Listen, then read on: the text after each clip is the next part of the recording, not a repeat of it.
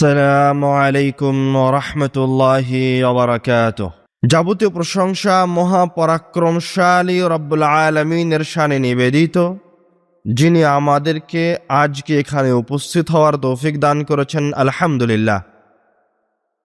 রব্বুল আলামিনের দরবারে লাখ কোটি শুকরিয়া জ্ঞাপন করছি এই জন্য যে রব্বুল আলামিন অত্র অঞ্চলের হাজার হাজার মানুষের মাঝে থেকে আমার আপনার মতো গুটি কয়েক পাপিষ্ঠ মানুষকে এই জায়গায় উপস্থিত হয়ে রব্বুল আলামিনের তার নিজের কথা এবং তার রাসূলের কথা শোনানোর জন্য আমাকে আপনাকে পছন্দ করেছেন। আলহামদুলিল্লাহ।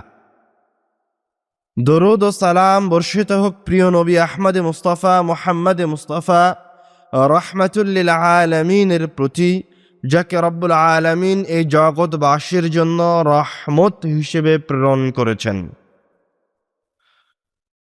ওই রাসূলের প্রতি, ওই একমাত্র মানুষের প্রতি, রব্বুল আলামিনের একমাত্র দাস, একমাত্র বান্দার প্রতি, যার ওপর কোনো মানুষ যদি একবার দরুদ পাঠ করে, বিনিময়ে রব্বুল আলামিন ওই মানুষের ওপর 10 বার রহমত বর্ষণ করেন। সুবহানাল্লাহ। তার 10টি গুনাহকে মাফ করে দেন। সুবহানাল্লাহ। তার আমলনামায় 10টি নেকি লিপিবদ্ধ করেন। সুবহানাল্লাহ। এবং তার মর্যাদাকে রব্বুল আলামিনের সামনে 10 স্তর উপরে উঠিয়ে দেওয়া হয়। সুবহানাল্লাহ। এই মহামানবের প্রতি হাজারো দরুদ ও সালাম বর্ষিত হোক। সকলেই বলি সাল্লাল্লাহু আলাইহি ওয়াসাল্লাম। মানুষ শয়তানের ফাঁদে পা দিবে, সেটা যেভাবে হোক।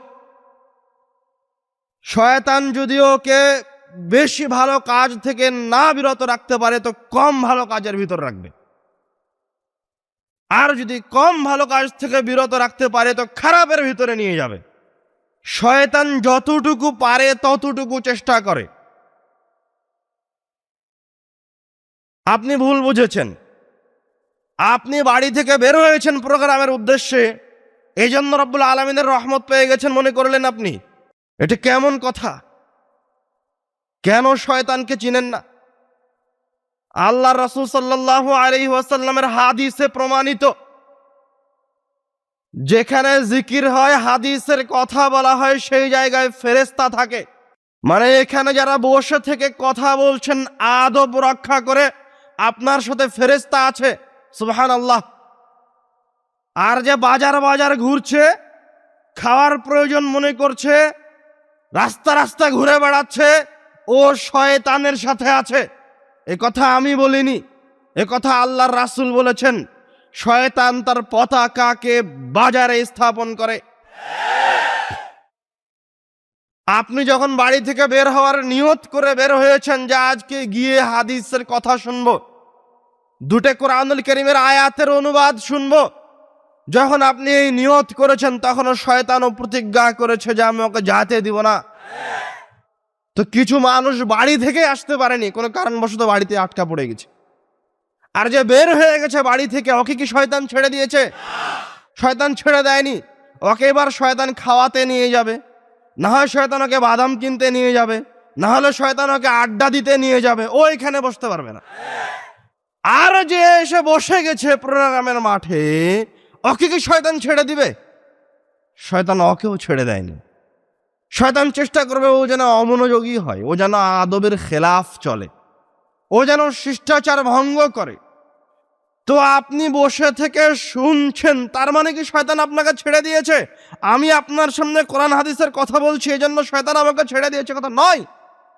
শয়তান আপনাকে অমনোযোগী করার জন্য শেষ পর্যন্ত চেষ্টা চালিয়ে যাবে, আর শয়তান আমার পিছনে লেগে থাকবে যেন আমি দুটো ভুল কথা বলি আপনাকে।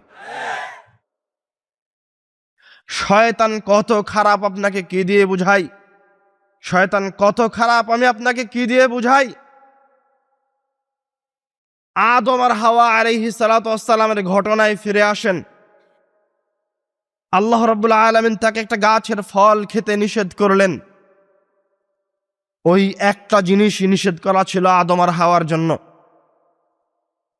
তো শয়তান তো ওয়াদা করেছে আল্লাহর সাথে ভুল করাবে, তা কিভাবে করাবে?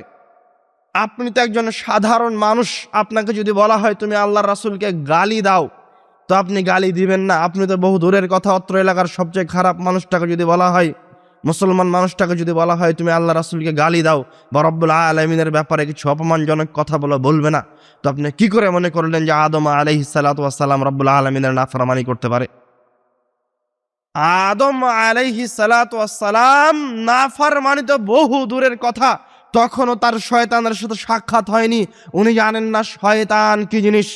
তো শয়তান আদম আর হাওয়ার সামনে ভালো মানুষ সেজে এসেছে।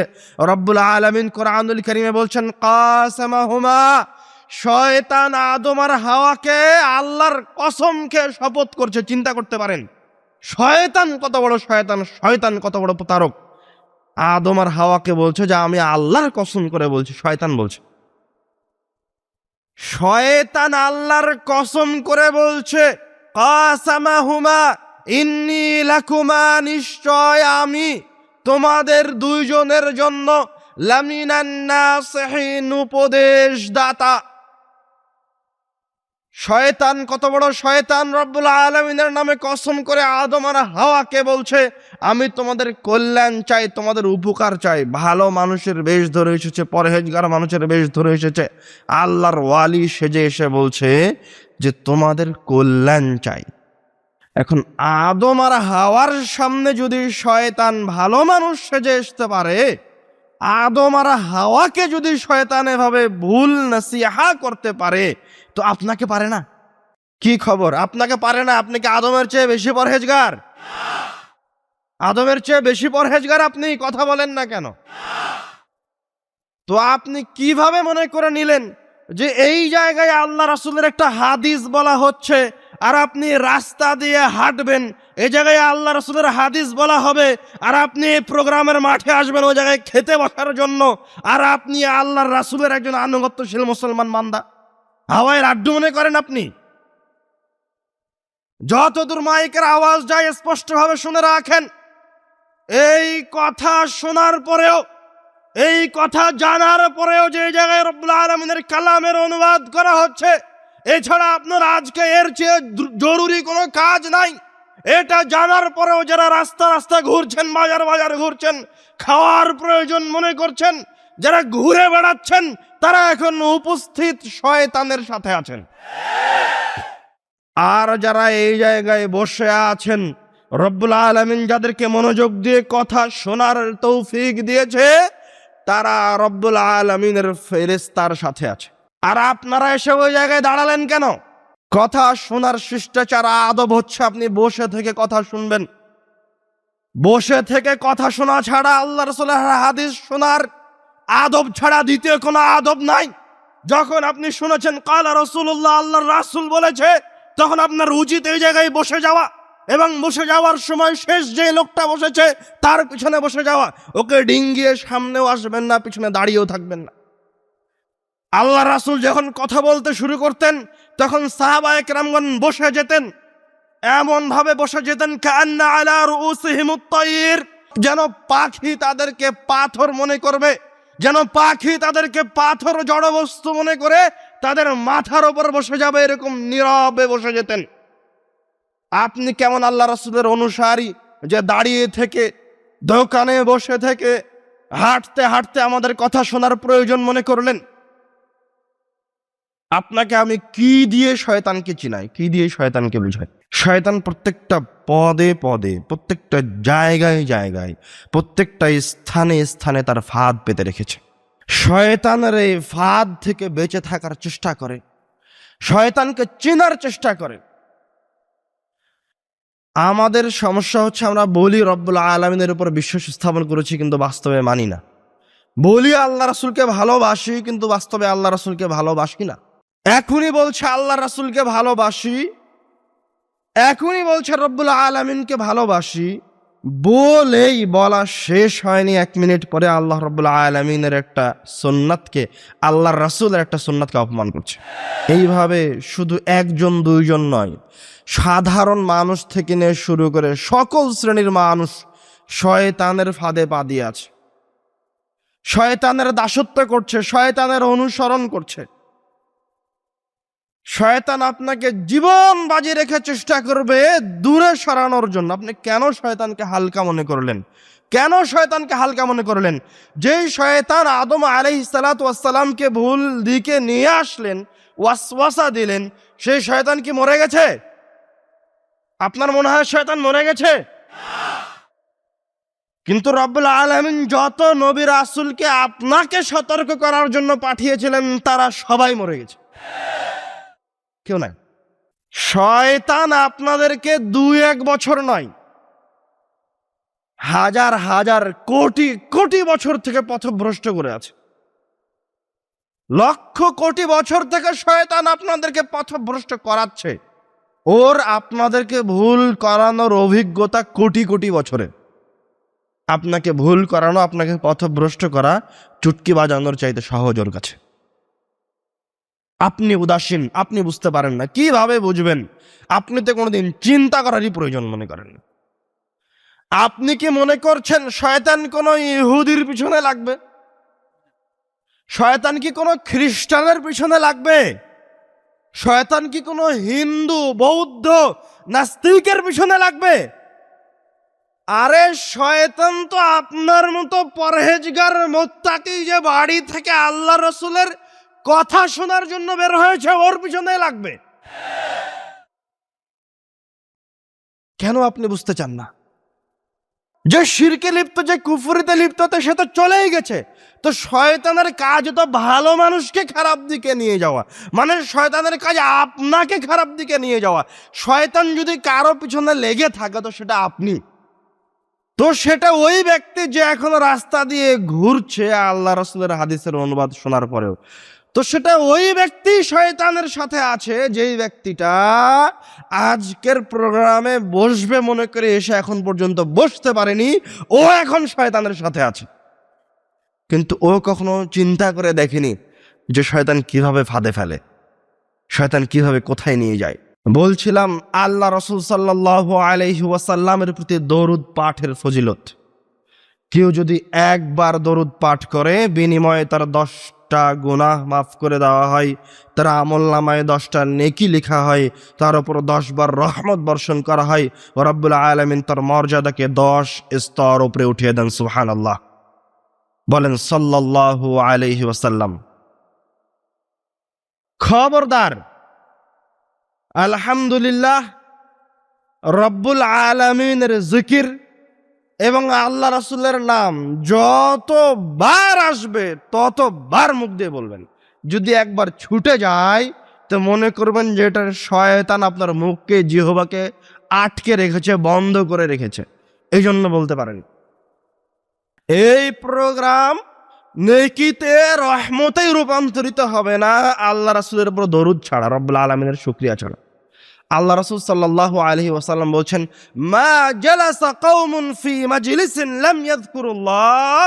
যখন কোনো মানুষ, কোনো কওম, কোন একটা প্রোগ্রামে, কোন একটা বৈঠকে, কোন জায়গায় একত্রিত হয় 5টা মানুষ, লাম ইয়াযকুরিল্লাহ, একত্রিত হয়ে রব্বুল আলামিনের জিকির করেনি, তার প্রশংসা করেনি, ওয়ালাম ইউসাল্লু আলা নাবিয়িহিম, আর তাদের রাসূলের উপর দরুদ পাঠ করেনি, আলাইহিম তিরাতান ইয়াউমাল কিয়ামাহ, তাদের উপস্থিত হওয়াটা, তাদের একত্রিত হওয়াটা, তাদের এক জায়গায় বসে কথা শোনাটা, হাসি মজাক করাটা, আড্ডা দেওয়াটা, আনন্দ করাটা, তিরাতান ইয়াউমাল কিয়ামাহ, কিয়ামতের দিনে আফসোসের, ক্ষতির কারণ হবে। ওয়ালিয়াযু বিল্লাহ। শুধু তাই নয়, আর এক হাদিসে আল্লাহ রাসূল সাল্লাল্লাহু আলাইহি ওয়াসাল্লাম বলছেন, রহিমা আনফু রাজুলিন, ওই লোকের নাক ধুলোয় ধূসরিত হোক, রহিমা আনফু রাজুলিন, ওই লোক ক্ষতিগ্রস্ত, যুকিরতু ইনদাহু ফালাম ইউসাল্লি আলাইয়া, ওর সামনে আমার নাম নেওয়া হয়েছে অথচ সে আমার উপর দরুদ পাঠ করেনি। বলেন সাল্লাল্লাহু আলাইহি ওয়াসাল্লাম। খবরদার, পরকালকে হারায়েন না। খবরদার, অন্যায়ের সাথে লিপ্ত হয়েন না। শুধু আল্লাহর রাসূলের উপর দরুদ পাঠ না করে বসে থাকাটা যে ক্ষতির কারণ শুধু তাই নয়, ও রব্বুল আলামিনের নির্দেশকে অমান্য করা। আল্লাহ রব্বুল আলামিন কুরআনুল কারীমে বলছেন,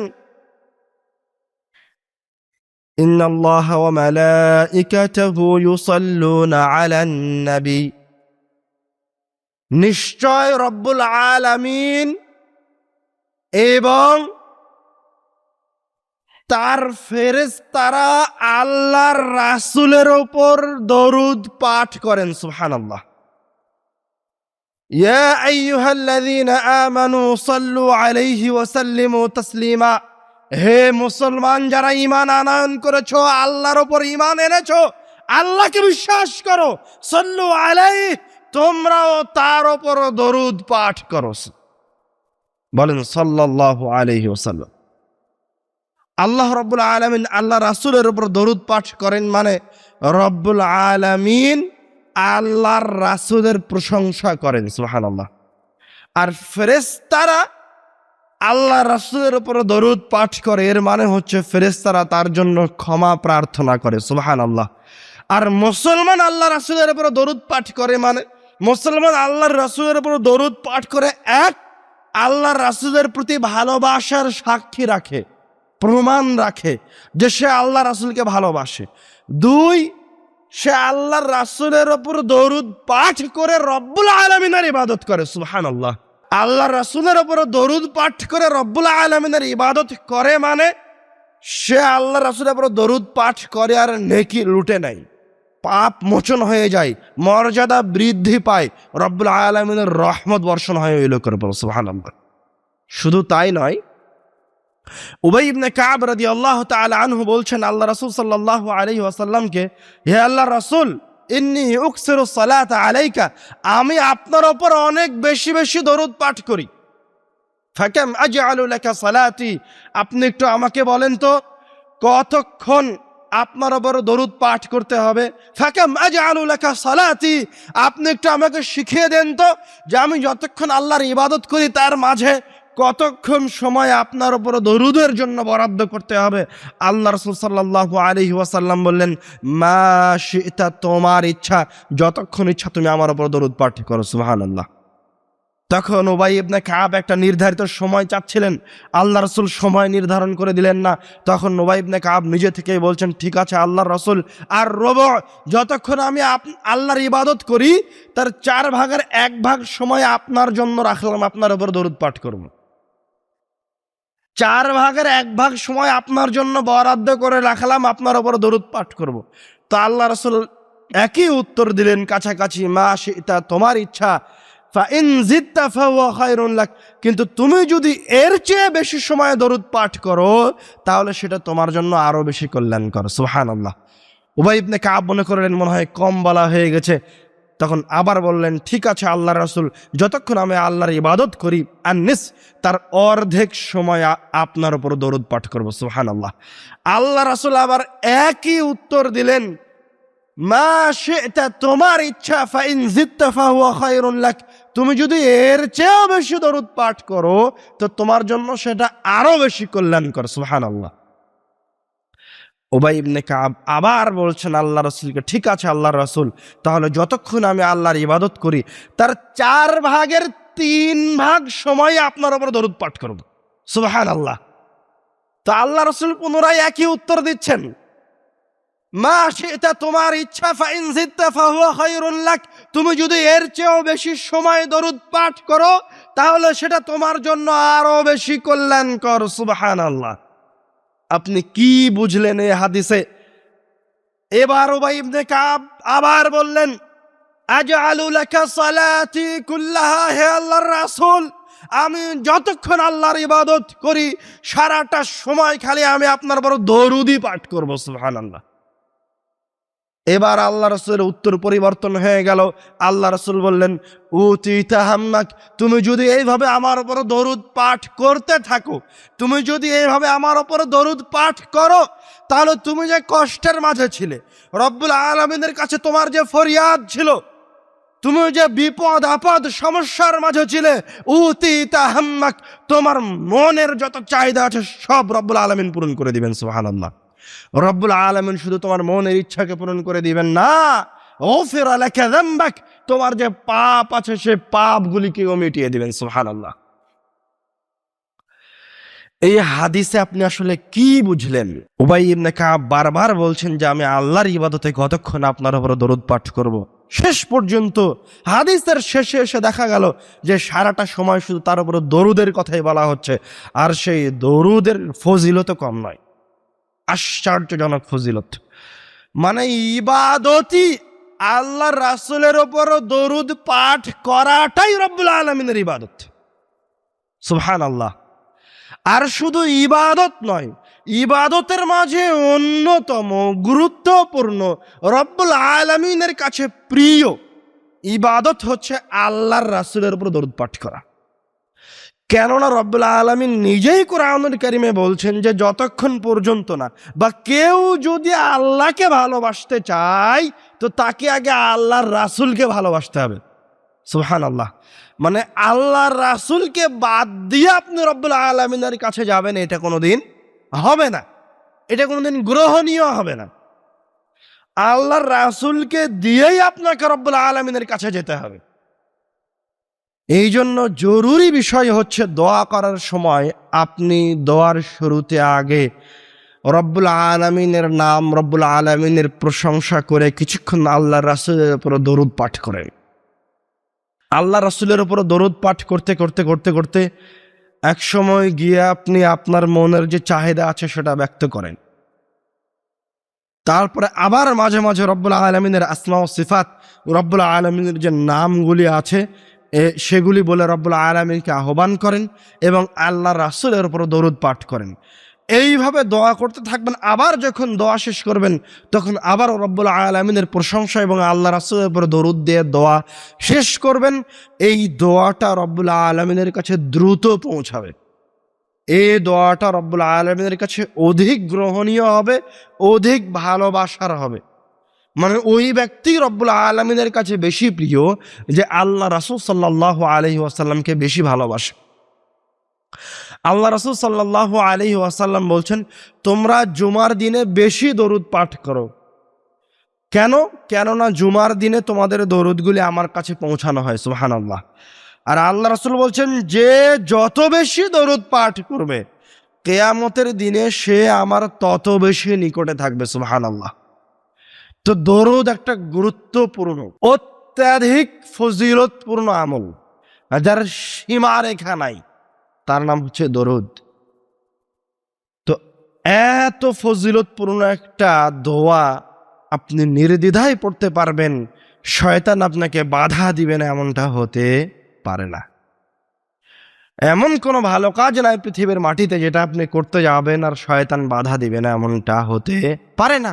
যেমন উপস্থিত দেখেন, এসেছিলেন এই প্রোগ্রামে, এসেছিলেন প্রোগ্রামকে উদ্দেশ্য করে, কিন্তু উপস্থিত হয়ে কথা শুনতে পারেননি, ফিরে চলে গেছেন।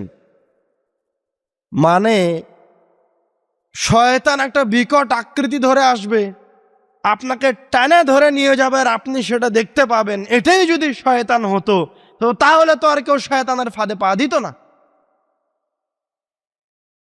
মানে আপনি এই কথার উপর যেমন বিশ্বাস করেন যে রব্বুল আলামিন আছে, এই কথার উপর কি কারো সন্দেহ আছে? কেউ কি সন্দেহ করে যে রব্বুল আলামিন আছে না নাই? রব্বুল আলামিন আছে না নাই? আছে, অবশ্যই আছে। আল্লাহ এক, অদ্বিতীয়, এবং মুহাম্মদ সাল্লাল্লাহু আলাইহি ওয়াসাল্লাম আল্লাহর রাসূল, ইসলাম রব্বুল আলামিনের শেষ মনোনীত সঠিক ধর্ম একমাত্র।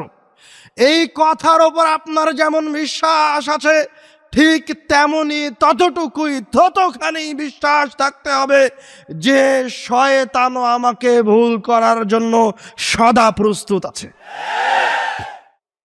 কিন্তু এই জায়গায় আমরা পিছিয়ে। আল্লাহর উপর বিশ্বাস করি ঠিক, কিন্তু আরো যে গায়েবের জিনিসগুলো রব্বুল আলামিন বলেছেন সেগুলির উপর আমাদের আর কোনো বিশ্বাস নাই, বিশ্বাস করি না। মানে রব্বুল আলামিন এর ফেরেশতা যে এই জায়গায় বসে আছে আপনার সাথে, এটাকে আপনি কখনো অন্তর দিয়ে অনুভব করার প্রয়োজন মনে করেছেন? এটাকে চিন্তা করা যায় যে এই মাজলিস কত গুরুত্বপূর্ণ, কত ফজিলতপূর্ণ, যে এই জায়গায় বসে থাকলে রব্বুল আলামিনের ফেরেশতাদের সাথে বসে থাকা হবে। সুবহানাল্লাহ। এটা কখনো আমরা অন্তর দিয়ে অনুভব করার প্রয়োজন মনে করিনি। রাস্তা দিয়ে হেঁটে গেলে, ঘুরে ফেরা করলে, খেল তামাশায় লিপ্ত থাকলে শয়তান আমাকে খেল তামাশায় লিপ্ত রেখেছে, শয়তান আমাকে এখন বাদাম কেনায় ব্যস্ত রেখেছে, শয়তান এখন আমাকে জিলাপি কেনায় ব্যস্ত রেখেছে, এটা যদি আপনি মন দিয়ে অনুভব করতে পারতেন, রব্বুল আলামিনের ওপর যদি আপনার বাস্তবেই বিশ্বাস থাকতো, রব্বুল আলামিনের রাসূলের ওপর যদি বাস্তবেই আপনার ভালোবাসা থাকতো, তো আপনি কোনোদিন এই কাজগুলি করতে পারতেন না, কোনোদিন আপনি ভুল পথের ওপর থাকতে পারতেন না। কিন্তু সমস্যা হচ্ছে যতক্ষণ না মানে চোখে দেখা যাচ্ছে যে বিরিয়ানি রাখা আছে, বাপরে বাপ, বিরিয়ানি ফেলে রেখে এখানে বসে থাকা যায়?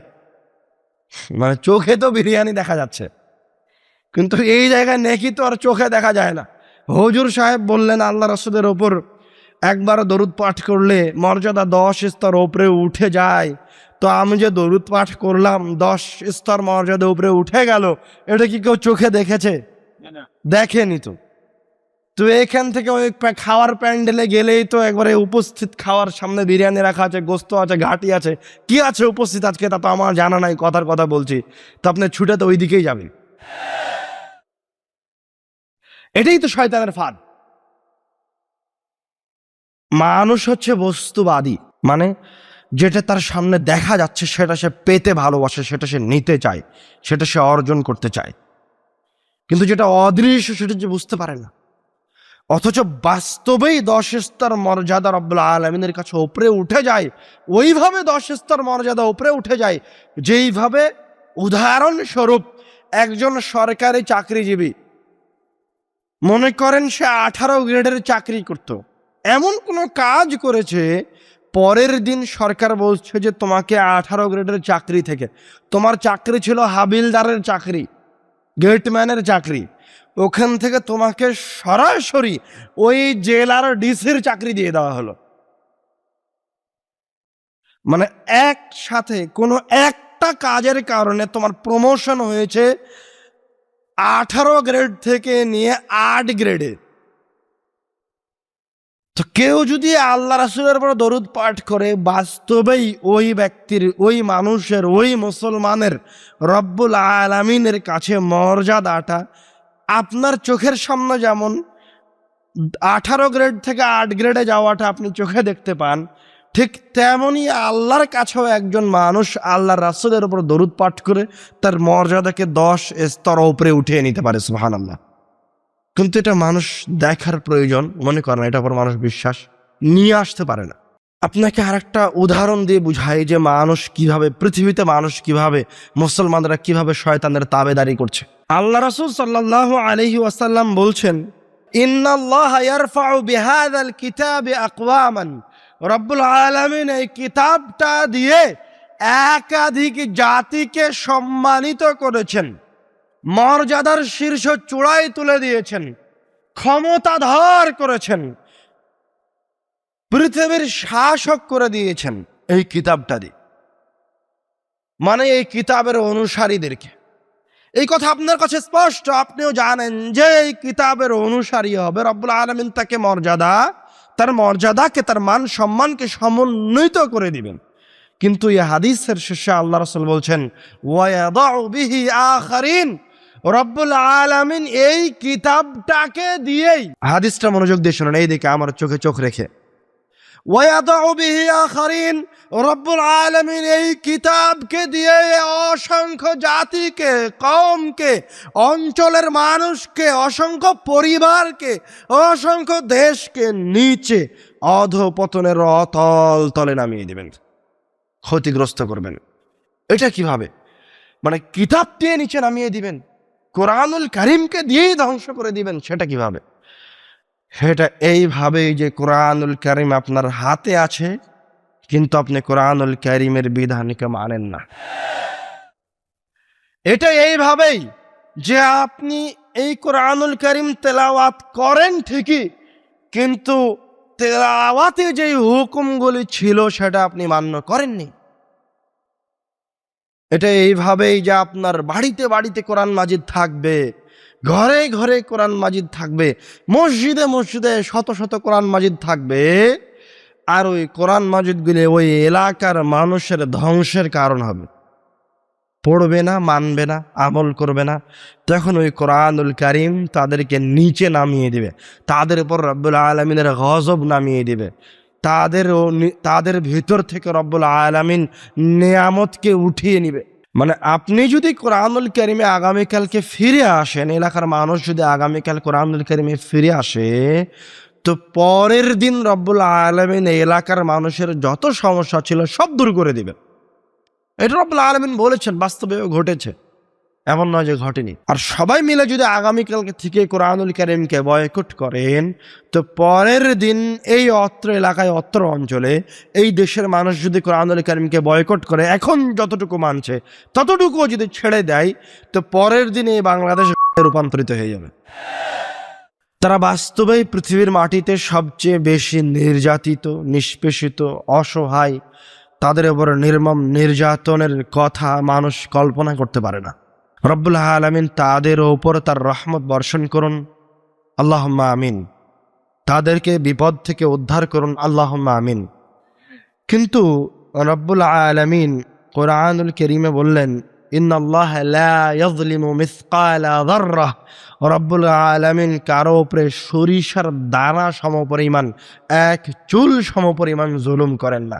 রব্বুল আলামিন যেহেতু এই কথা বলেছেন, যেহেতু রব্বুল আলামিন কারো উপর জুলুম করেন না, যেহেতু রব্বুল আলামিন ন্যায় পরায়ণ, সেহেতু যার উপর জুলুম হচ্ছে সেই জুলুমের আসলে হকদার হয়ে গেছে। সেটা কিভাবে? মানে আপনি কি মনে করেন যে আল্লাহ কারো উপর জুলুম করতে পারে? আল্লাহ কারো উপর জুলুম করতে পারে না। আপনি আমার উপর মন খারাপ করিয়েন না। আমি আমার নিজে চোখে দেখা অভিজ্ঞতা আপনার সামনে বলছি, আপনাকে শেখানোর জন্য। নিজে চোখে দেখা এবং নিজে আমি সশরীরে কত বাড়িতে যে গেছি তার অভাব নাই। তো আমার এই দীর্ঘদিনের অভিজ্ঞতায় আমি একটা পুরুষ মানুষ পাইনি যার পা থেকে নিয়ে মাথা পর্যন্ত আল্লাহ রাসূল সাল্লাল্লাহু আলাইহি ওয়াসাল্লামের সুন্নাত অনুযায়ী বা ওকে দেখলে আল্লাহ রাসূলের কথা মনে হবে, এরকম একটা পুরুষ মানুষ আমি পাইনি। মহিলাদের মাঝে শত শত হাজার মহিলা মানুষকে ত্রাণ দেওয়া হয়েছে, দু একজন মহিলা মানুষকে পেয়েছি যারা পরহেজগার, বাকি সব বেহায়া। মানে আপনি কি মনে করছেন তারা রব্বুল আলামিনের দ্বীন সম্পর্কে অবগত নয়? অবগত। ওরা আপনার চেয়ে বেশি ভালো জানে। আপনি তো আরবি শুনলে অনুবাদ না করা পর্যন্ত বুঝতে পারেন না। মানে আমি আরবির ইবারত বলে আপনাকে অনুবাদ বলে দিচ্ছি, তখন আপনি বুঝতে পারছেন, তার আগ পর্যন্ত আপনি বুঝতে পারেন না। আর ওরা, আমি যে আরবির অনুবাদ বলছি, আমি যতটুকু আরবিটাকে বুঝি তার চেয়ে বেশি ভালো করে ও হাদিসগুলি বুঝে, কোরআন কারীমের আয়াতগুলি বুঝে, কিন্তু মানে না। তো যখন মানুষ, মানে এর মানে এই নয় যে তারা কাফের হয়ে গেছে, তারা রব্বুল আলামিনের একত্ববাদের দাবি করে, কিন্তু তাদের সাংস্কৃতিক, যেটা ইসলামিক সংস্কৃতি, ইসলামিক মূল্যবোধ, এটাকে নিশ্চিহ্ন করে দিয়েছে, ধ্বংস করে দেওয়া হয়েছে। এমনভাবে ওদের কালচারকে ধ্বংস করে ফেলা হয়েছে যে ইসলাম বলতে তাদের ভিতরে আর কোনো কিছু অবশিষ্ট নাই। মানে আপনি আশ্চর্য হবেন, যখন একদম সবচেয়ে কঠিন পরিস্থিতি, মিশর থেকে ত্রাণ ঢোকা বন্ধ হয়ে গেছে, আর কোনো গাড়ি ঢুকে না, তখন আমরা সরাসরি টাকা পাঠাতাম, অর্থ পাঠাতাম এর ভিতরে। তো অন্য জায়গা থেকে জিনিস কিনে তাদের খাওয়ার ব্যবস্থা করা হতো। তো যেই টাকাটা পাঠাতাম, $100 পাঠাতে $30 পর্যন্ত মজুরি দিতে হয়েছে, মানে দালালকে দিতে হয়েছে। $100 পাঠাতে $30 পর্যন্ত দালালকে দিতে হয়েছে। মানে $100 পাঠালে $77 ভিতরে পৌঁছাবে, আর $30 দালালটা খাবে। তো যে দালাল এই $30 অন্যায়ভাবে খাচ্ছে, এই মাজলুমের অর্থটা খাচ্ছে, এই দানের টাকাটা খাচ্ছে, ও কিন্তু কোনো ইহুদি নয়, ও কোনো খ্রিস্টানও নয়, ও খালি মুসলমানও নয়, ও হচ্ছে অত্র এলাকার ওই মাজলুম কলোনির ওই মুসলমান, যে আর একজন মুসলমানের রক্ত চুষে খাচ্ছে। এটাকে আপনি কল্পনা করতে পারেন কতটা কঠিন? মানে $1000 পাঠালে $700 পৌঁছাবে, আর $300 ও খাবে, 30% ও খেয়ে ফেলবে। যে খাচ্ছে সে মুসলমান, শুধু মুসলমান নয়, ওই এলাকার অত্র অঞ্চলের মুসলমান একদম সমূলে ধ্বংস করা হয়েছে। যে সমস্ত বাড়িতে আমি গেছি তার মাঝে একটা বাড়ির ঘটনা আমি আপনাকে বলি। ওই বাড়িতে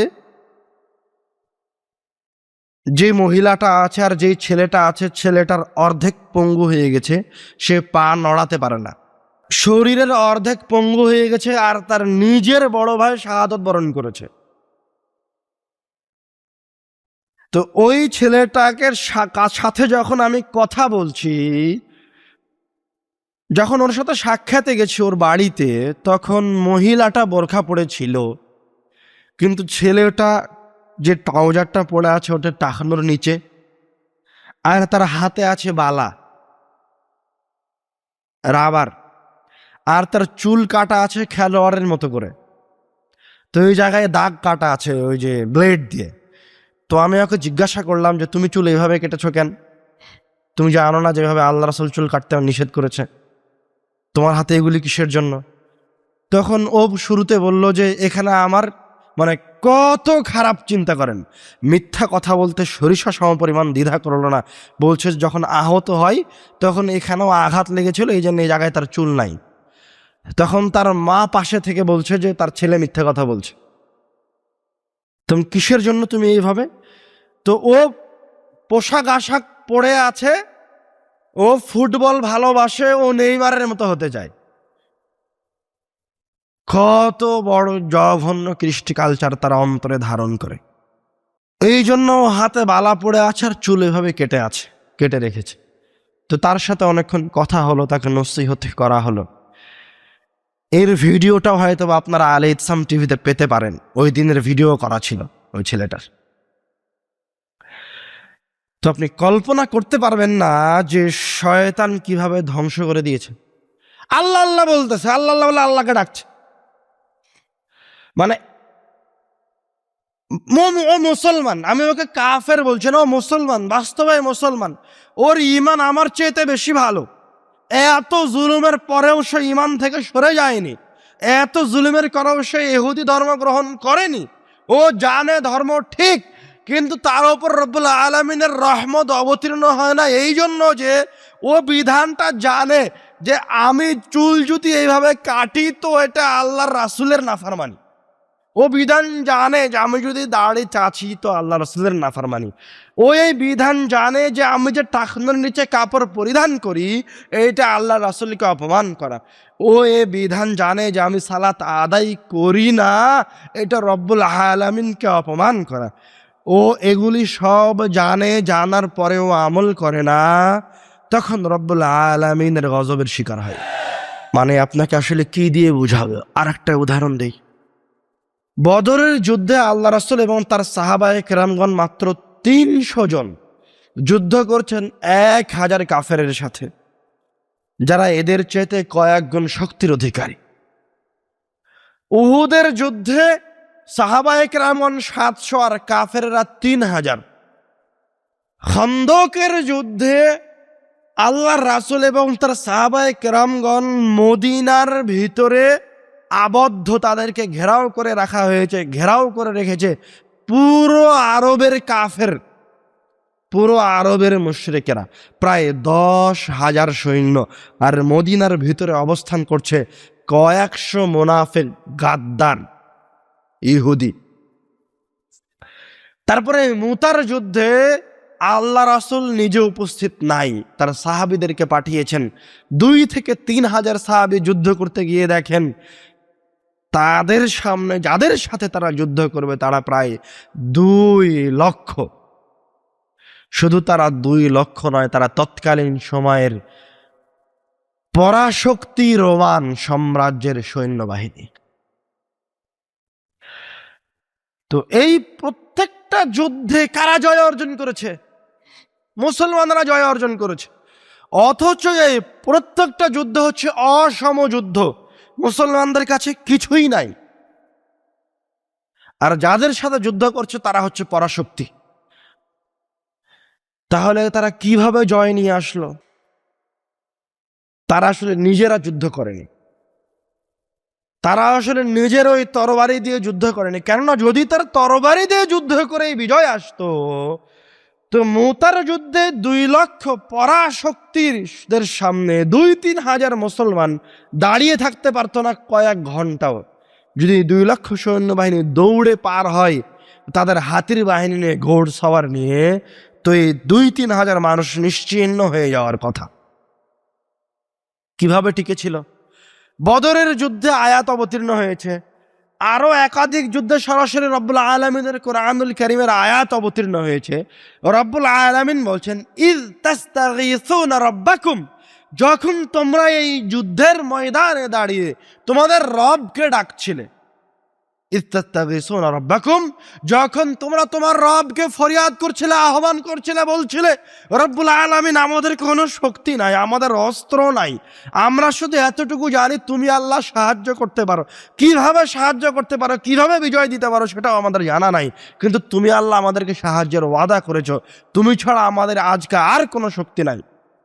তো রব্বুল আলামিন বলছেন, তোমাদের জন্য যখন তোমরা এইভাবে ফরিয়াদ করেছিলে বদর প্রান্তরে, তখন আমি তোমাদের জন্য 1,000 বিআলফিন মিনাল মালাইকাতি মুরদিফিন, আমি 1,000 ফেরেশতাকে তোমাদের সাথে যুদ্ধ করার জন্য পাঠিয়ে দিয়েছিলাম। সুবহানাল্লাহ। সাহাবী উপস্থিত ঘটনা বর্ণনা করছেন, নিজের চোখে দেখা, অস্ত্র বের করেছেন, এখনো মারেননি, তার আগে দেখার গলা থেকে শরীর পৃথক হয়ে পড়ে গেল।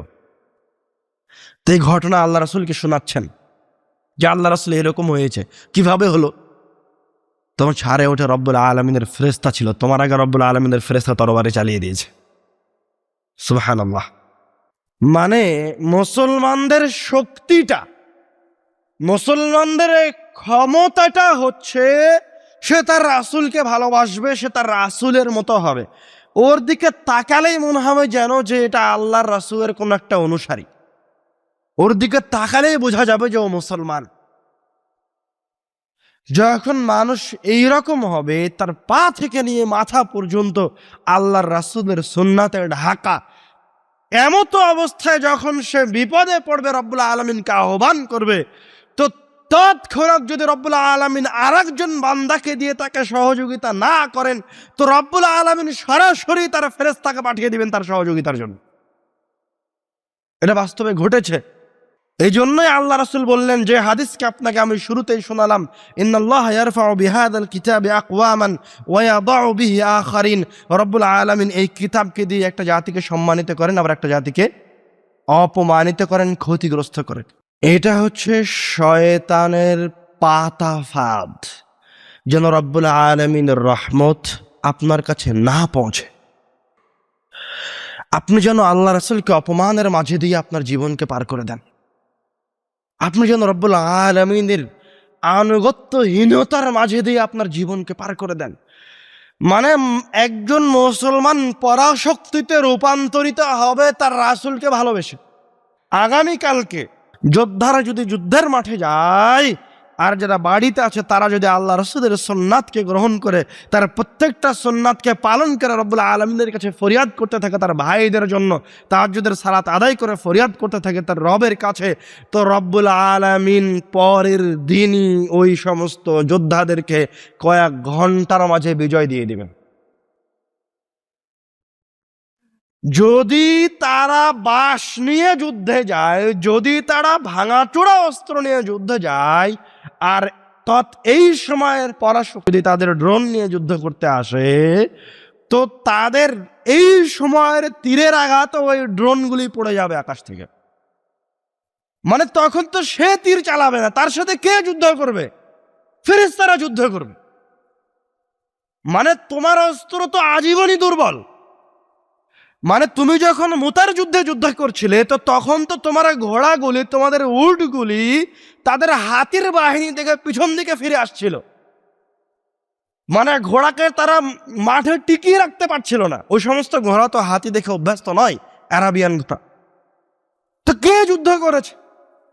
কে তোমাদেরকে বিজয় নিয়ে এসে দিয়েছে? তোমাদেরকে বিজয় নিয়ে এসে দিয়েছে তোমাদের শিক্ষিত ঈমান। কেননা তোমরা শিক্ষিত মুসলমান ছিলে ওই দিন। ওই দিন তোমাদের ফরিয়াদ রব্বুল আলামিনের কাছে সাথে সাথে কবুল করা হয়েছে। আর আজ তুমি নাফরমান, মুখে নাই দাড়ি ক্লিন সেভ করা, আর আল্লাহ আল্লাহ বলে চিৎকার করছে। তো এই ফরিয়াদ কি কবুল হবে? প্রত্যেকটা মানুষের অবস্থা আজ পৃথিবীতে এরকম। এখন বাংলাদেশ যে অবস্থায় আছে, এটা বাংলাদেশে আজও কিছু মানুষ পরহেজগার আছে বলে এই অবস্থায় আছে। যতটুকু রহমত আজকে রব্বুল আলামিনের এই বাংলাদেশের ওপর আছে, আজও যে ভারত বাংলাদেশকে আক্রমণ করে দখল করে নেয়নি, তো এতটুকু বেঁচে আছে যে আজও বাংলাদেশে কিছু মানুষ রব্বুল আলামিনের ইবাদত করে, রব্বুল আলামিনের কাছে এই দেশের জন্য নিরাপত্তা কামনা করে। রব্বুল আলামিন রহমত করে তার দয়াবশত এই দেশকে টিকিয়ে রেখেছেন। অন্যথায় পাশেই বাংলাদেশের জন্য ভারত একটা পরাশক্তি, এবং মিনিটের বিষয় নয় বাংলাদেশকে দখল করা ভারতের জন্য।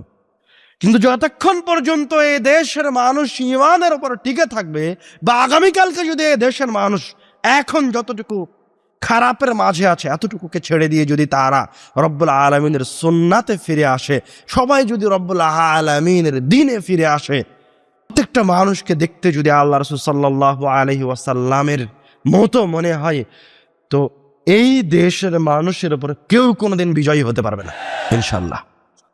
কারণ এটা বাস্তব, এটা বাস্তবে ঘটে গেছে। এটা শুধু আল্লাহর রাসূলের যুগে ঘটেনি, শুধু সাহাবায়ে কেরামের যুগে ঘটেনি, এটা তাবেঈনদের যুগে এবং পরবর্তীতে যেই সমস্ত ন্যায় পরায়ণ খলিফা এসেছিলেন তাদের যুগেও ঘটেছে। এরকম অসংখ্য যুদ্ধ আছে মুসলমানদের ইতিহাসে, যে তারা নগণ্য শক্তির অধিকারী হয়ে পরাশক্তিদের সাথে যুদ্ধ করে জয় ছিনিয়ে এনেছে। আপনাদেরকে আমি আজকে বলছিলাম যে আপনি শয়তানকে চিনেন, শয়তানের ফাঁদ থেকে বের হয়ে আসার চেষ্টা করেন। যদিও আমি যখন আলোচনা শুরু করি তখন আমি আলোচনা শুরু করেছিলাম মৃত্যুর হাদিস দিয়ে। মানে আমি যখন আসি তখন আমার মনে মনে ছিল, আমি নিয়ত করে রেখেছিলাম যে মৃত্যু সম্পর্কে আপনাদেরকে কিছু বলবো। কিন্তু আসার পরে দেখি যে পুরো প্রোগ্রামের মানুষ রাস্তায়। আলহামদুলিল্লাহ যে আপনারা কথা শুনে এই জায়গায় উপস্থিত হতে পেরেছেন, বলেন আলহামদুলিল্লাহ। এখন মাঠটা ভরে গেছে, বলেন আলহামদুলিল্লাহ। বলেন সাল্লাল্লাহু আলাইহি ওয়াসাল্লাম। খবরদার কোনোদিন শয়তানকে ভুলে যেন না। শয়তানকে ভুলে যাবেন? শয়তানকে সবচেয়ে বেশি মনে রাখবেন। শয়তানকে পদে পদে মনে রাখবেন যে আমি যে ধাপটা ফেলছি এই ধাপটা শয়তান অন্যদিকে নিয়ে যেতে পারে। আপনি যে কাজটা ভালো মনে করছেন ওই কাজটাই শয়তান খারাপ করে দিতে পারে। মানে যেমন দেখেন, দরুদের কথা বলছিলাম, কত শ্রেষ্ঠ মহান ইবাদত দরুদ। দরুদ এত মহান ইবাদত, তো শয়তানকে আপনাকে দরুদ পাঠ করতে দিবে? দিবে না। তো কিছু মানুষ বাস্তবে দরুদ পাঠ করতে পারে না, এমনকি এই মাজলিসে উপস্থিত হয়ে দরুদ পাঠ করতে না পারার কারণে এই মাজলিসটা তার জন্য কিয়ামতের দিনে বিপদের কারণ হতে পারে। শুধু তাই নয়, যদি কিছু মানুষ দরুদ পাঠ করেও তাদেরকে কি শয়তান ছেড়ে দিবে? শয়তান প্রত্যেকটা জায়গায় জায়গায় তার পদক্ষেপ রাখে। Plan A, plan B, plan C, এভাবে তার প্ল্যান সাজানো থাকে। একটা ফেলে হয়ে গেলে আর একটা আসবে। প্রথম প্ল্যান দরুদ পড়তে দিবে না, তো অনেক মানুষ দরুদ পাঠ করতে পারে না। দ্বিতীয় প্ল্যান, যে দরুদ পাঠ করবে সে যেন সঠিক দরুদটা পাঠ করতে না পারে, ওই জন্য ভুল দরুদ পাঠ করে। ভুল দরুদ পাঠ করে মানে এই দেশের অধিকাংশ মানুষ ভুল দরুদ পাঠ করে। সবচেয়ে শ্রেষ্ঠ দরুদ হলো দরুদে ইব্রাহিমি। দরুদে ইব্রাহিমিকেও পরিবর্তন করে ফেলা হয়েছে। কে পরিবর্তন করেছে? কে পরিবর্তন করেছে? শয়তান পরিবর্তন করেছে। কি পরিবর্তন করেছে? দরুদে ইব্রাহিমি হচ্ছে আল্লাহুম্মা সাল্লি আলা মুহাম্মদ ওয়া আলা আলি মুহাম্মদ। তো এই দেশের অধিকাংশ মানুষ বলছে আল্লাহুম্মা সাল্লি আলা সাইয়্যিদিনা মাওলানা মুহাম্মদ। মানে শয়তান তো জানেই যে আপনি আল্লাহ রাসূলকে ভালোবাসেন, তো এই জায়গায় যে আপনি আল্লাহ রাসূলকে অপমান করবেন, তো তাকে তো আপনি গালি দিয়ে অপমান করবেন না। হয় তার চাইতে বেশি পরহেজগার দেখিয়ে আল্লাহ রাসূলকে অপমান করবেন, অথবা তার প্রতি আপনি এমন একটা কাজ দেখাবেন যেটা তার জন্য অপমান হবে। তো এই জায়গায় সাইয়্যিদিনা মাওলানা শব্দ দুটো মন্দ নয়, শব্দ দুটো খুব ভালো শব্দ। সাইয়্যিদিনা মানে আমাদের সর্দার, আমাদের নেতা। তো তিনি তো শুধু আমাদের নেতা নন, তিনি তো পুরো জাহানের সর্দার, নবী রাসূলদের সর্দার। উনি এমন একজন সর্দার যে তার শাফাত না আসা পর্যন্ত কিয়ামতের দিনের বিচারই শুরু হবে না। তো শব্দ তো ছোট নয়, খারাপ নয়। আরেকটা শব্দ বলছে মাওলানা, মাওলানা শব্দটা তো খারাপ নয়, মন্দ নয়, ভালো। মাওলানা মানে আমাদের ওয়াকিল, আমাদের অভিভাবক। তো সাইয়্যিদিনা মাওলানা শব্দ দুটা ভালো। তো ভালো শব্দ দিয়ে কিভাবে দরুদকে বিকৃত করা হলো সেটা তাহলে এবার আপনি বুঝেন। মানে এতটুকু তো আপনাকে বোঝাই লাগবে, এতটুকু আপনাকে জানাই লাগবে, না হলে আপনি শয়তানের ফাঁদ থেকে বের হয়ে আসতে পারবেন। আমার সাথে আছেন তো? চোখে চোখ রেখে কথাটা শোনেন মনোযোগ দিয়ে। পৃথিবীর মাটিতে কিয়ামত পর্যন্ত আল্লামা আসতে পারে, বড় আলেম আসতে পারে, বড় আরবি সাহিত্যিক আসতে পারে, আল্লামাতুদ দাহার আসতে পারে, বাহরুল উলুম আসতে পারে, আরবি সাহিত্যিক আসতে পারে যে ভাষাকে সুন্দর করে বলতে পারে, কিন্তু কিয়ামত পর্যন্ত আরবি আল্লাহ রাসূলের চেয়ে বেশি সুন্দর করে বলতে পারবে এরকম কোনো মানুষ আসবে না। তো তুমি যখন বললে যে দরুদে সাইয়্যিদিনা মাওলানা, এই দুইটা শব্দ লাগালে দরুদটা আরো সুন্দর হয়, চমৎকার হয়, এই দুইটা শব্দের কারণে বাক্যটা শুনতে আরো ভালো লাগে। তো তুমি এই কথা বলে তোমার হুজুর এটা বুঝাতে চায়, তোমার শায়েখ, তোমার আল্লামাতুদ দাহার, তোমার বিদ্বান, তোমার বাহরুল উলুম এটা বুঝাতে চায় যে আমার রাসূল আরবি ভাষা ভালো বুঝতেন না। নাউযুবিল্লাহ। আর তুমি জেনে রাখো, তুমি জেনে রাখো, তুমি স্মরণ রাখো, কিয়ামত পর্যন্ত এই দেশের আহলুল হাদিসেরা যতদিন জীবিত আছে ততদিন পর্যন্ত এটা কোনোদিন হতে দিবে না, কোনোদিন এটা মানবে না যে কোনো ব্যক্তি কোনো আল্লামাতুদ দাহার আল্লাহর রাসূলের চাইতে একটা বাক্য, আল্লাহর রাসূলের চেয়ে একটা শব্দ, আল্লাহর রাসূলের চাইতে কোনো একটা দোয়া বেশি সুন্দর করে বলতে পারে।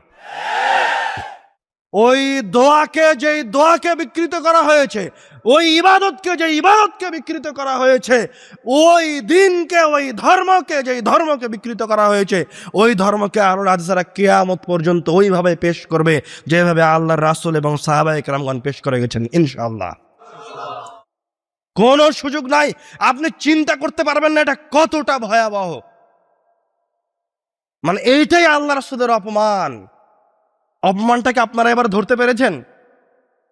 মানে সে দেখাচ্ছে সে আল্লাহর রাসূল এবং তার সাহাবায়ে কেরামের চাইতে বেশি আরবি ভালো জানে। তখন গ্রামার সাহিত্য বুঝালে তো আপনি বুঝতে পারবেন না। আপনার জন্য এতটুকুই যথেষ্ট যে কিয়ামত পর্যন্ত আল্লাহ রাসূলের চাইতে বড় সাহিত্যিক, আল্লাহ রাসূলের সাহাবায়ে কেরামগণের চাইতে বড় আদিব সাহিত্যিক কিয়ামত পর্যন্ত আসবে না। আজও তো তাদের সাহিত্য বোঝার জন্য, কোরআনুল কারীমের মুজিজা, সাহিত্যগত মুজিজা বোঝার জন্য আমাদেরকে ইলমুল বালাগা পড়ার প্রয়োজন হয়। আরবি ভাষা বুঝে তারপরে বোঝা লাগে যে এই বাক্যের ভিতর মুজিজাগত জিনিসটা কি। মানে আরবি বুঝি আমি, কিন্তু আমি এটা ধরতে পারি না যে বাক্যের ভিতরে মুজিজাগত শব্দ, মুজিজাগত বাক্য কোনটা। মানে এটা ধরার জন্য আমাকে আলাদাভাবে পড়ার প্রয়োজন হয়। আর সাহাবায়ে কেরামগণ বা তার যুগের মানুষেরা আয়াত শুনেই বুঝতে পারতো যে এটা কোনো সাধারণ আয়াত নয়। এইটা গেল 1 নাম্বার পয়েন্ট। 2, এই কথা আমরা মেনে নিয়েছি যেহেতু চোখে দেখা যায় যে হ্যাঁ তোমাদের হুজুর সাহেব রাত দিন একই জায়গায় বসে থাকে আর বিশাল বড় তাসবিহ নিয়ে সুবহানাল্লাহ সুবহানাল্লাহ পড়ে, এতবার আমরা সুবহানাল্লাহ পড়তে পারি না। এটা আমরা মেনে নিয়েছি যে তোমার পীর বাবা যে দরগায় বসে থাকে সে রব্বুল আলামিনের সবচেয়ে কাছের বান্দা, মানে ও মনে হয় আল্লাহর সাথেই থাকে। এটা আমি উপস্থিত মেনে নিলাম, কিন্তু কিয়ামত পর্যন্ত এটা আমি কোনোদিন মেনে নিব না যে আমার আল্লাহর রাসূলের চেয়ে, আমার আল্লাহর রাসূলের সাহাবীদের চেয়ে কোনো মানুষ, কোনো ব্যক্তি কিয়ামত পর্যন্ত রব্বুল আলামিনের কাছে প্রিয় হতে পারে। মানে আমার রাসূল এবং আমার সাহাবায়ে কেরামগণ রব্বুল আলামিনের কাছে বেশি প্রিয়। যদি কারো কথা শোনার প্রয়োজন হয় তার কাছে যাওয়ার জন্য, রব্বুল আলামিনের নিকটে যাওয়ার জন্য, তো আমি আহলে হাদিস, আমি মুসলমান, আমি আল্লাহর রাসূলের কাছে এবং তার সাহাবায়ে কেরামের কাছে ফিরে যাব, ওই ভণ্ডর কাছে ফিরে যাব না। তৃতীয় পয়েন্ট আবার একই কথা। হতে পারে ওই ব্যক্তি তোমার কাছে আল্লাহর সবচেয়ে নিকটবর্তী, হতে পারে ওই ব্যক্তি, ওই আল্লামাতুদ দাহার তোমার কাছে আল্লাহর সবচেয়ে পরহেজগার বান্দা, কিন্তু আমার কাছে, আমার মতো মুসলমানদের কাছে, আমার মতো আহলুল হাদিসদের কাছে রব্বুল আলামিনের সবচেয়ে নিকটবর্তী বান্দা হচ্ছে আল্লাহ রাসূল সাল্লাল্লাহু আলাইহি ওয়াসাল্লাম। এবং যেই জিহবা দিয়ে ওহী ব্যতীত অন্য কোনো কিছু অনর্থক বাক্য বের হয় না, সেই জিহবাটা হচ্ছে, সেই মুখটা হচ্ছে আল্লাহ রাসূল সাল্লাল্লাহু আলাইহি ওয়াসাল্লামের জিহবা, আল্লাহ রাসূল সাল্লাল্লাহু আলাইহি ওয়াসাল্লামের মুখ। যদি নিকটের কথাও বলো তো আমি মুসলমান, আমি আহলে হাদিস আবার আল্লাহ রাসূলের কাছে ফিরে আসবো। কোন জায়গায় কোনো সরিষা সমপরিমাণ ফাঁকা নাই যেই জায়গা দিয়ে অন্য কেউ ঢুকবে। এই তিনটা জিনিস অন্তত মাথায় রাখবেন। যে দোয়া বলতে চান, যদি আরবিক বাক্যটা বলতে চান, তো আল্লাহর রাসূল যেটা বলেছে ওটাই বলবেন। আর দোয়াটা যদি ইবাদত হয় দরুদের মতো, তাহলে তো ওটা উল্টানো, ওটাকে বিকৃত করে বলা নেহায়াত অন্যায়, জঘন্যতম অন্যায়। ওটার জন্য কিয়ামতের দিন শাস্তি পেতে হয়। কোনো ইবাদত যদি করাই লাগে তো ওটাকে আগে যাচাই বাছাই করব। ততক্ষণ পর্যন্ত আমার সুন্নাত আমলের প্রয়োজন নাই, ততক্ষণ পর্যন্ত আমার নফল আমলের প্রয়োজন নাই, যতক্ষণ পর্যন্ত আমার কাছে প্রমাণ না হচ্ছে যে এই কাজটা আল্লাহ রাসূল করেছেন। কেন আপনি আমার বাক্যটা শুনে কষ্ট পেয়েন না? কেন কষ্ট পেয়েন না? কেন আমি এভাবে বলছি যে আমার সুন্নাতের, আমার নফল ইবাদতের ততক্ষণ পর্যন্ত প্রয়োজন নাই যতক্ষণ পর্যন্ত না আমি দলিল পাচ্ছি। কেন প্রয়োজন নাই? কেননা ওই নফল আর ওই সুন্নাত যদি আমার কাছে থেকে ছুটে যায় তো আমার আমলনামায় একটা পাপও লেখা হবে না। কিন্তু ওই সুন্নাত আর ওই ইবাদত যদি আল্লাহর রাসূলের না হয় তো কিয়ামতের দিন আমার আর বাঁচার কোনো রাস্তা থাকবে না। কথা কি বুঝতে পারছেন? তো আগে আপনার কাছে 5 ওয়াক্ত সালাত প্রমাণিত ফরজ, কোনো সন্দেহ নাই, তো আপনি খালি আগে 5 ওয়াক্ত সালাতই আদায় করেন। আপনার কাছে সিয়াম প্রমাণিত ফরজ, তো আপনি সিয়ামই আদায় করেন। আগেই কেন হুজুর বাবার কাছে গেলেন? যদি দরগায় যাওয়াই লাগে তাহলে দরগার একটা হাদিস বের করে তারপরে যান। কথা বুঝতে পারেননি? মানে আপনার যদি আরো এক্সট্রা আমলের প্রয়োজন হয়, আপনার যদি এত বড় তাসবির প্রয়োজন হয়, তো আমি আপনাকে নিষেধ করিনি তাসবি টিপতে। আপনার যদি সালাত শেষে একসাথে হাত তুলে দোয়া করার প্রয়োজন হয় তো আপনি করেন, আমি নিষেধ করিনি করতে। কিন্তু আপনি আগে এটা খুঁজে বের করেন যে আল্লাহ রাসূল করেছে কিনা, কেননা ওটা সুন্নাত, কেননা ওটা নফল। ওই ইবাদতটা যদি আল্লাহ রাসূলের না হয় তো আপনার পরকাল পরিপূর্ণ বাতিল হয়ে যাবে, তখন তার কিছুই থাকলো না। তো ইবাদতের তো প্রয়োজন নাই যতক্ষণ পর্যন্ত না প্রমাণ হচ্ছে। অন্তত এই জিনিসটা মাথায় রাখিয়েন যে ইবাদতই করব, যত ভালো ইবাদত হোক না কেন, যত বড় ইবাদত হোক না কেন, আগে আমার একটা দলিল দরকার যে ওই ইবাদতটা বাস্তবেই সঠিক। আবার বলছি, মনোযোগ দিয়ে শোনেন, যে ইবাদতই করি না কেন সেই ইবাদতের জন্য সর্বপ্রথম কাজ হচ্ছে এটা খুঁজে বের করা যে ওই ইবাদতের দলিলটা কোথায়। কেননা ইবাদত আসবে শয়তানের পক্ষ থেকে। মানে শয়তান আপনাকে ইবাদতে নিয়ে আসবে। আশ্চর্য হচ্ছেন নাকি? মানে শয়তান তো জানে যে আপনি ইবাদত করবেন, আপনাকে ইবাদত থেকে বিরত রাখা যাবে না। তো শয়তান এবার আপনার জন্য ইবাদত বানাবে। হ্যাঁ, তুমি আল্লাহর ইবাদত করো, আসো এখানে, আসো এখানে এসে আল্লাহর ইবাদত করো। শয়তান আপনার জন্য বিশাল বড় দরগা বানাবে, যেখানে আপনার খাবারের, আপ্যায়নের, তাসবির, কোরআন মাজিদের সব কিছুর ব্যবস্থা থাকবে। আপনি বসে থাকবে ওখানে, খালি আল্লাহর ইবাদত করবেন আর ইবাদত করবেন, আর শয়তান খালি খুশি হবে। মানে আপনি আল্লাহ আকবার বলছেন, সুবহানাল্লাহ বলছেন, আর শয়তান খুশি হচ্ছে। মানে আপনি মনে রাখেন যে আদম আলাইহিস সালাতু ওয়াস সালামের কাছে শয়তান এসেছিল পরহেজগার ব্যক্তি হয়ে। আয়াতটা কি মনে আছে? শুরুতে বলেছি একদম।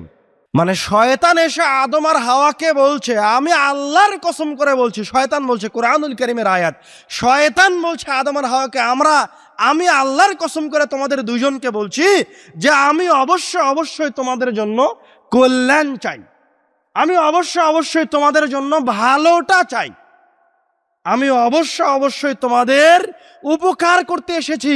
খালি যদি এই গাছের ফল খাও তাহলে তুমি চিরদিন যুবক থাকবা। এই গাছের ফল যদি খাও তাহলে তোমাকে আর জান্নাত থেকে বের করা হবে না।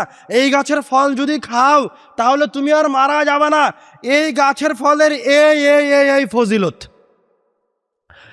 মানে আদম আলাইহিস সালাম এর এই নিষেধটা স্মরণ ছিল, আল্লাহ খেতে মনে করেছে, কিন্তু শয়তান এত বেশি ফজিলত বর্ণনা করেছে ওই ফলের।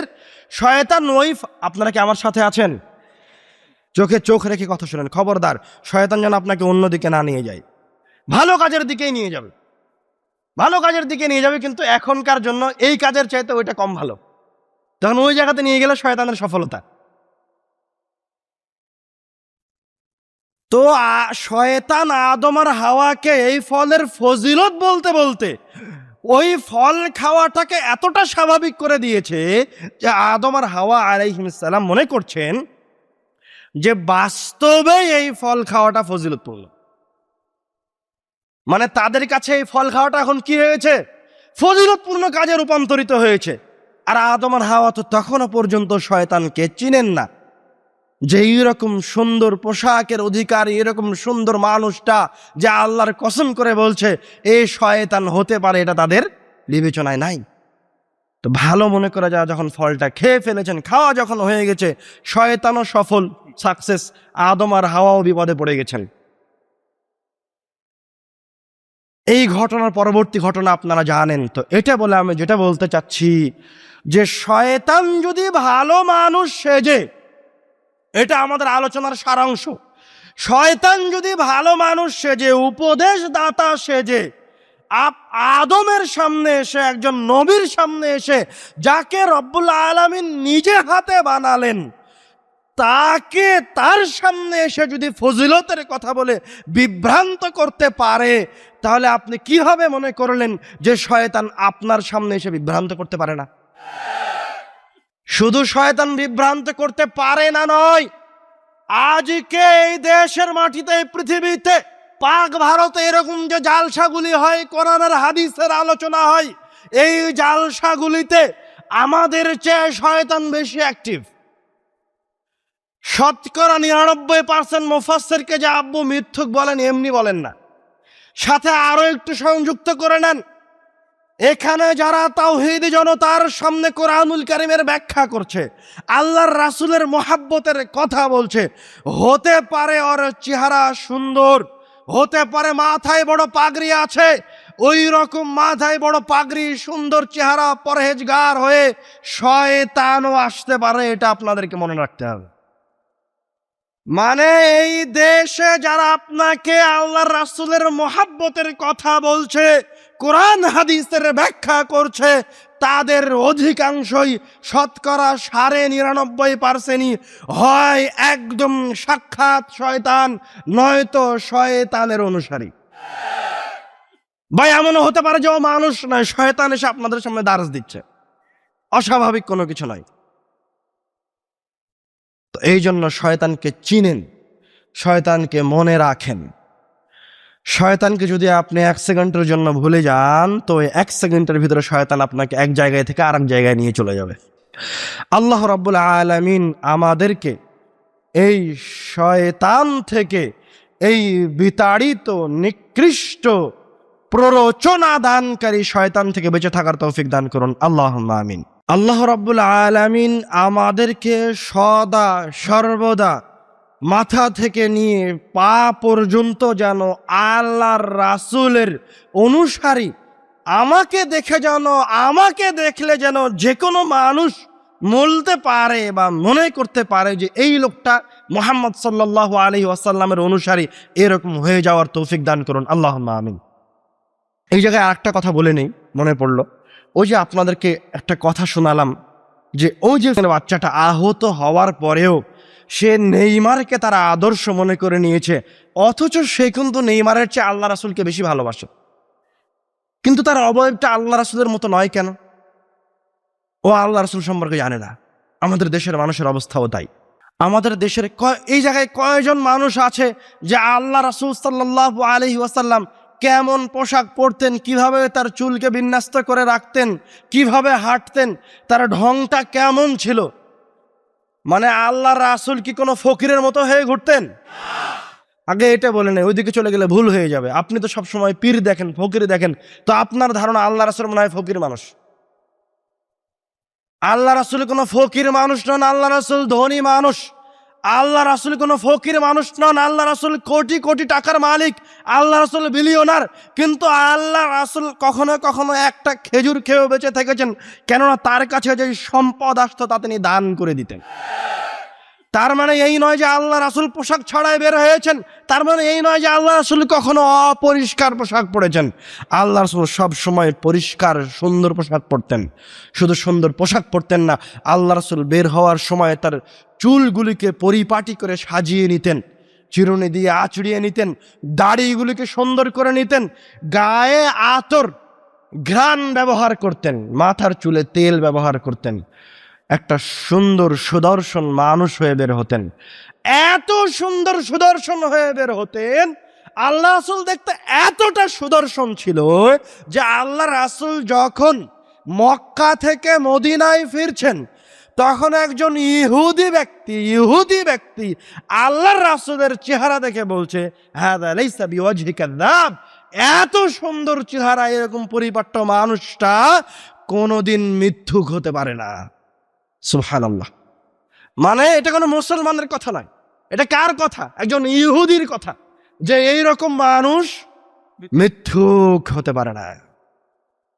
তো আজকে আপনি অন্যের কালচার কেন গ্রহণ করেছেন? কেন আপনি আরেকজন নায়কের মতো প্যান্ট পরার প্রয়োজন মনে করলেন, শার্ট পরার প্রয়োজন মনে করলেন, আরেকজনের মতো করে চুল কাটার কেন প্রয়োজন মনে করলেন? কেন আপনি পৃথিবীর মাটিতে সবচেয়ে সুদর্শন মানুষটার মতো হওয়ার চেষ্টা করেন না? শয়তান আমাদের কাছে থেকে আল্লাহ রাসূলের অবয়বটাকে উঠিয়ে নিয়েছে যেন আমরা আর তার মতো না হতে পারি। মানুষ বলতে পারবে না আল্লাহ রাসূল কেমন। এবং এটা আরো বেশি প্রকটভাবে আমি লক্ষ্য করেছি আমাদের আহলুল হাদিসদের মাঝে। যখন ওই পীর ফকিরদের বিরোধিতা করতে করতে করতে দূরে সরে গেছে আরেকটু বেশি। কয়জন মানুষ আছেন এই জায়গায় যে আল্লাহ রাসূল দেখতে কেমন ছিলেন বলতে পারবেন? কয়জন মানুষ আছেন? হাত উঠান দেখি। কয়জন মানুষ এই জায়গায় আছেন যে বলতে পারবে যে আল্লাহ রাসূল সাল্লাল্লাহু আলাইহি ওয়াসাল্লাম দেখতে কেমন ছিলেন? একটা মানুষও নাই। কেমন আল্লাহ রাসূলকে ভালোবাসেন? কিভাবে আপনার সন্তানটাকে আল্লাহ রাসূলের মতো করবেন? কিভাবে আল্লাহ রাসূলের মতো করে আপনি আপনার হাঁটার ঢংটা করবেন, পোশাকের ঢংটা করবেন, চুলের ঢংটা করবেন? কেমন করে তার মতো হবেন? আল্লাহর অশেষ রহমত আমি রব্বুল আলামিনের কাছে শুকরিয়া জ্ঞাপন করি, আলহামদুলিল্লাহ, কোটি আলহামদুলিল্লাহ, যে আমি সর্বপ্রথম যেই বইটা লিখেছি আমার জীবনে সেটা হচ্ছে আল্লাহ রাসূল সাল্লাল্লাহু আলাইহি ওয়াসাল্লাম দেখতে যেমন ছিলেন। এই বইয়ে আমি আল্লাহ রাসূল সাল্লাল্লাহু আলাইহি ওয়াসাল্লামের চুল থেকে নিয়ে শুরু করে একদম পায়ের আঙ্গুল পর্যন্ত বিস্তারিত বর্ণনা দিয়েছি আলহামদুলিল্লাহ। এবং সংক্ষিপ্ত বই, কোনো মোটা বই নয়, যেন সবাই এই বইটা সংগ্রহ করতে পারে, প্রত্যেকের ঘরে ঘরে থাকে, প্রত্যেকটা মানুষের কাছে থাকে, পড়ে বলতে পারে যে আরেকজনকে বলতে পারে যে তোমার দাড়িটা এরকম কেন গো, আল্লাহ রাসূলের দাড়িটা এরকম ছিল। বের হওয়ার সময় যেন আল্লাহ রাসূলের চেহারাটা স্মরণ করতে পারে যে আল্লাহ রাসূল এরকম ছিল, আমিও এরকম হয়ে বের হই। যেন ও আল্লাহ রাব্বুল আলামিনকে বলতে পারে, হে আল্লাহ দেখো আমি দেখতে তোমার রাসূলের মতো। সুবহানাল্লাহ। এই বইটা অবশ্যই সংগ্রহ করবেন, পড়ার চেষ্টা করবেন। যদি না পান তো আল্লাহ রাসূল দেখতে যেমন ছিলেন এইরকম কোনো বিশুদ্ধ কিতাব হলেও আপনি সংগ্রহ করেন, জানা জরুরি, যেন আপনি কোনো ইহুদি খ্রিস্টানের ওই রকম হতভাগা না হন। ওই যে হতভাগা ছেলেটার গল্প শুনলেন, আপনার সন্তান যেন এরকম না হয়, এই জন্য জরুরি যে আপনার রাসূল দেখতে কেমন ছিল এটা আপনি জানেন। যদি আজকে এই জায়গায় ওই বই থাকে তো সংগ্রহ করবেন, যদি না থাকে তাহলে নেট থেকে ওই বই সংগ্রহ করবেন, অনলাইনে অর্ডার করবেন। আল্লাহ রাব্বুল আলামিন আমাদেরকে, আমাদের সন্তান সন্ততিকে, আমাদের আত্মীয় স্বজন সবাইকে আল্লাহর রাসূল সাল্লাল্লাহু আলাইহি ওয়াসাল্লামের মতো হয়ে যাওয়ার তৌফিক দান করুন, আল্লাহুম্মা আমিন। রব্বুল আলামিন আমাদেরকে ইহকালে এবং পরকালে কল্যাণ দান করুন, আল্লাহুম্মা আমিন। এই বলে আমি আমার কথা এখানে শেষ করছি। আবার বলছি, খবরদার, শয়তানকে মনে রাখবেন। কথা কি বুঝতে পারলেন? রব্বুল আলামিন যেন আমাদেরকে প্রত্যেকটা পদে পদে এই শয়তানকে মনে রেখে এই শয়তানের বিরোধিতায় অবস্থান গ্রহণ করার তৌফিক দান করে। আল্লাহুম্মা আমিন। আসসালামু আলাইকুম ওয়া রাহমাতুল্লাহ।